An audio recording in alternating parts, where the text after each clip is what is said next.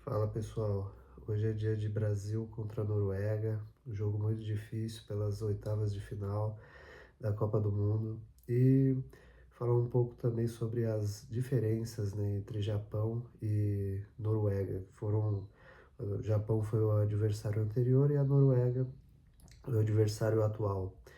É, eu acho que coletivamente o Japão é mais forte do que a Noruega, é uma seleção mais organizada.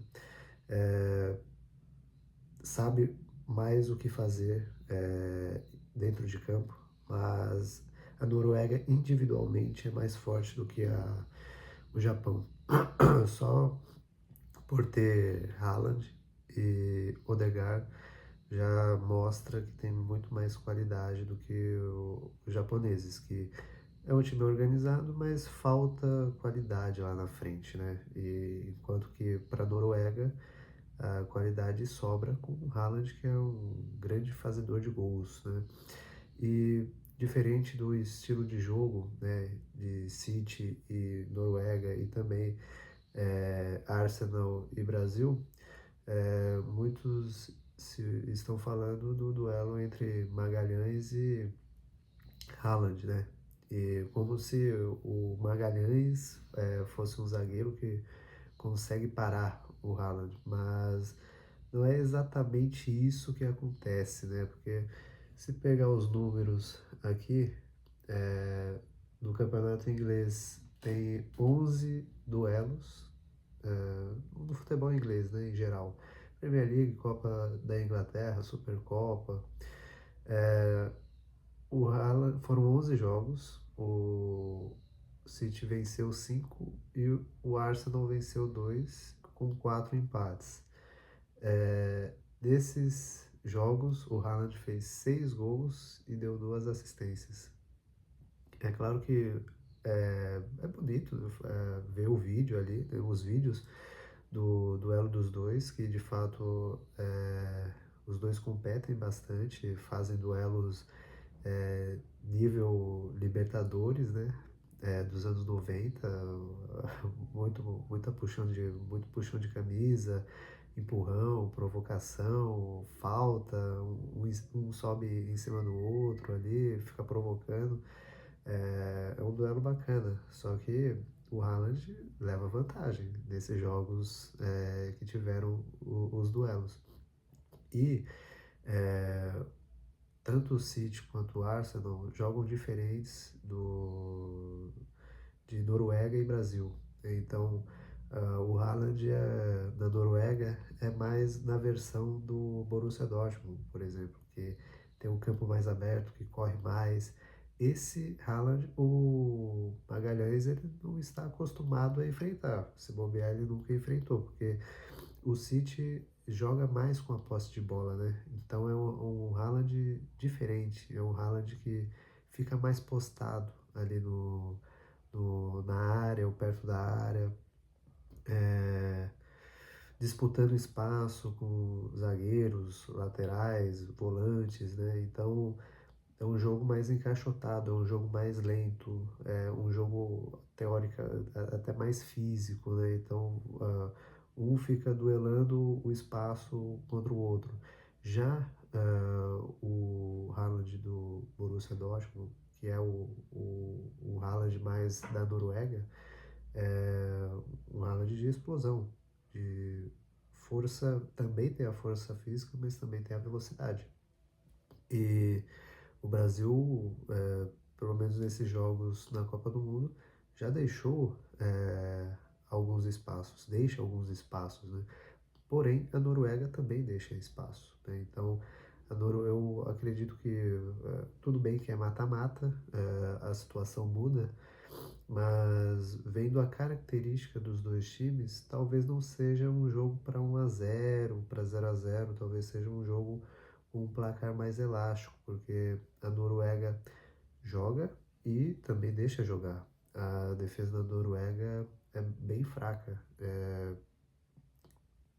e costuma sofrer bastante nos jogos, né? Então, a Costa do Marfim, que foi o adversário da Noruega dos 16 avos de final, criou grandes oportunidades e se fosse contar pelas essas oportunidades, merecia a passagem, né, de fase. E que também seria um adversário bastante complicado para o Brasil. Talvez um pouco mais complicado, porque é um, um adversário já acostumado com Copa do Mundo, né? É mais físico também. A Noruega é a primeira vez que está nessa fase, né? E está vivendo o sonho, digamos assim, da principal campanha da história, né? Então, se eles forem eliminados hoje, já estão com o dever cumprido. Mas é claro que o futebol é complicado e a Noruega, claro, tem chances contra o Brasil, é um adversário que o Brasil nunca ganhou. Isso, o Brasil, ali dos anos 90, muito mais forte do que esse Brasil, com vários craques, e uma Noruega que era mais fraca do que essa Noruega. Também jogava de uma maneira diferente, jogava de uma maneira mais defensiva. Mas mesmo assim, o Brasil que era mais forte, uma Noruega que era mais fraca, o Brasil nunca ganhou. Agora o Brasil está mais enfraquecido e a Noruega está mais forte. E aí, como é um adversário que o Brasil nunca venceu, traz um pouco de bastante receio, né? Não um pouco, traz bastante receio. Porém, diferente do jogo contra o Japão, é, o Japão, por ser um time muito rápido e também muito organizado, eu pensava que o Brasil teria mais dificuldade. E aí agora contra e teve muita dificuldade, até mais dificuldade do que o previsto, né? E agora contra a Noruega, por ser um adversário que joga e deixa jogar e tem uma defesa mais fraca, eu acredito que é, nesse quesito de criação de jogadas, o Brasil talvez sofra menos, mas vai sofrer mais na defesa porque tem Haaland, tem o Odegaard e também tem o Musa, que é um jogador de velocidade. Eu acredito que o Brasil passa e que será um jogo um pouco mais aberto do que foi contra o Japão, que o Japão até mudou a sua característica, né, que é, jogava também e pressionava o adversário um pouco mais à frente, só que contra o Brasil jogou na retranca, né? Então mudou completamente o estilo de jogo.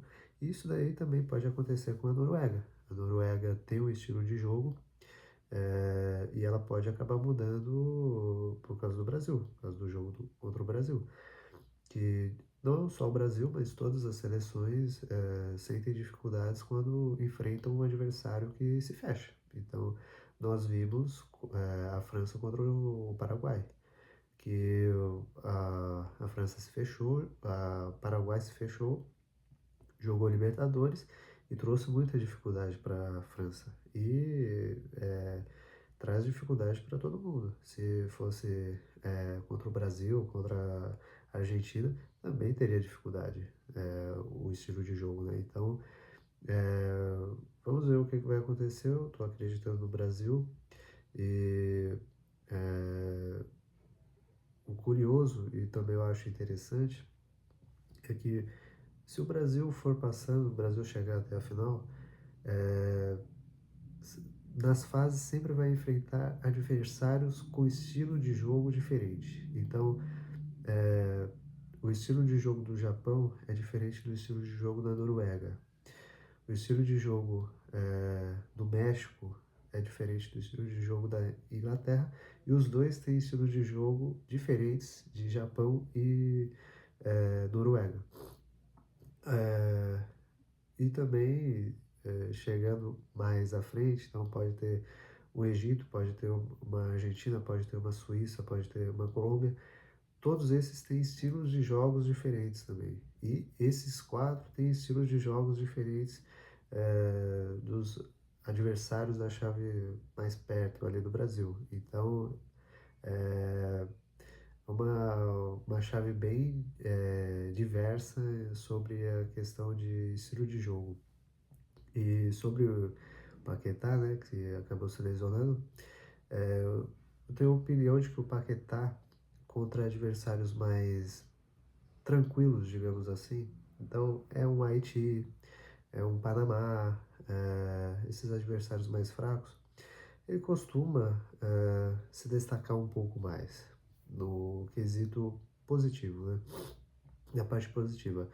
Já contra seleções mais competitivas, ele acaba sofrendo e até passando vergonha. Então, não gostei dele contra Marrocos, foi muito mal contra Marrocos, passou uma vergonha absurda. E também não gostei dele contra o Japão, foi muito mal. é, e tanto é que após a saída dele, claro, tem um estilo diferente, né? Como os jogadores trataram o segundo tempo em relação ao primeiro, mas teve uma mudança de postura, mas a seleção melhorou sem o Paquetá. E é, o Brasil não tem, o que pesa é que o Brasil não tem muitas opções no meio de campo. Então, as últimas seleções campeãs, elas tinham meio de campo muito forte e também tinham opções no meio de campo. O Brasil já não tem, o Brasil tem mais opções nas pontas, né? Jogadores de velocidade. Já no meio de campo não tem tanto. Então, se eu for tirar o Casemiro, tem o Fabinho, né, que também não está grande coisa. Se tirar o Bruno Guimarães, acaba o meio de campo, que é um grande jogador junto com o Vini do Brasil nessa Copa. O Bruno Guimarães está jogando demais, está marcando, está armando as jogadas, está aparecendo lá na frente. Então é um jogador muito importante. Junto com o Vini, são os dois principais jogadores do Brasil na Copa do Mundo. E agora perdeu o Paquetá, tem a opção do Danilo, do Botafogo, que eu colocaria ele para jogar, e tem a opção, porque ele pode fazer o lado esquerdo também, na marcação e até na chegada, e ele chega, pisa na área, chuta, então ele tem uma característica diferente do Paquetá. Ele é um jogador, digamos, menos técnico, né, como muitos dizem que o Paquetá é. O Paquetá é muito técnico e tal, jogador de qualidade. Eu não vejo tudo isso, mas de fato tem um estilo de jogo diferente. E o Danilo, ele já é mais intenso. Ele é, volta para marcar, ele pode fazer o lado esquerdo da marcação, ele ataca bastante também, pisa na área, faz gol, chuta de fora da área. É um jogador interessante. Nos amistosos ele foi bem. Já na Copa do Mundo, ali nos treinos, eu não sei como que ele tá, mas eu começaria com ele. E aí depois, dependendo de como o jogo se desenrolar, eu colocaria o Martinelli, que é um atacante, mas que é, com o Ancelotti ele vem jogando um pouco mais com o meio de campo ali, né? Pela esquerda. Então, o Brasil não tem muitas opções no meio de campo, mas eu acredito que o Brasil possa passar de fase e chegar a fases mais agudas, principalmente pelo treinador, pelo Ancelotti. Ele tem muita estrela. E eu vejo que essa seleção ela tá mais, não diria cascuda, mas ela tá mais concentrada, ela tá com menos medo de enfrentar adversários do que é, nas últimas Copas, principalmente em 18 e 22. Eu via uma seleção com muito medo, muito devagar, desconcentrada, muita coisa de fora interferindo e também o estilo de jogo mudou, né? Então o Tite queria muita posse de bola, né? E você olhando a característica do time, talvez jogar com menos posse de bola, como é a seleção atual, seja mais interessante para ter um contra-ataque, para ter campo mais aberto, para aproveitar as principais características dos jogadores que o Brasil tem, que são a velocidade. Então, eu acredito que vai dar Brasil, vai ser um jogo muito emocionante e depois eu volto aí para comentar mais sobre o jogo. Fui.